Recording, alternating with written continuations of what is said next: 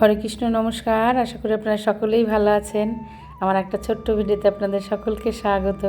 আজ খুব সকাল সকাল বেরিয়ে পড়েছি, রানাঘাটে যাচ্ছি আমি ডাক্তার দেখাতে। আজ একাদশী, কিন্তু আজকে কোনো রান্না করা হয়নি।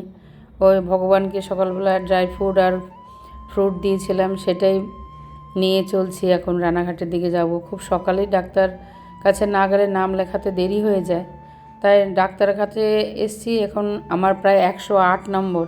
তাই এখন কি করব, এতক্ষণ বসে থেকে কোথায় যাব?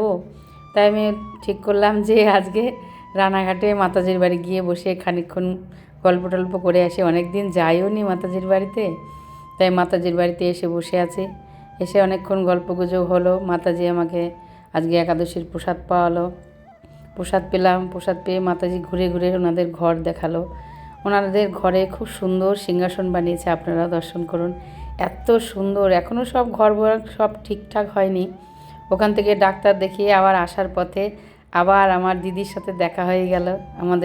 আমার বাপের বাড়ির পাশেই থাকতো, এবং তার মেয়ে আবার আমার মেয়ের বান্ধবী, একসাথে পড়াশোনা করেছে। রানাঘাটে গিয়ে দেখি মেমো এসছে ওর বান্ধবীর সাথে মার্কেটিং করতে। লেদার্স থেকে সব জুতো টুতো কিনলো, টুকটাক কানের দুল কিনলো। দেখা গেলো আমিও আমার যা যা কিনলাম সেই ব্যাগগুলো ওর কাছে দিয়ে দিলাম। আমি এত কিছু টানবো? তারপরে আমি বাড়ি চলে এসেছি অটো ধরে।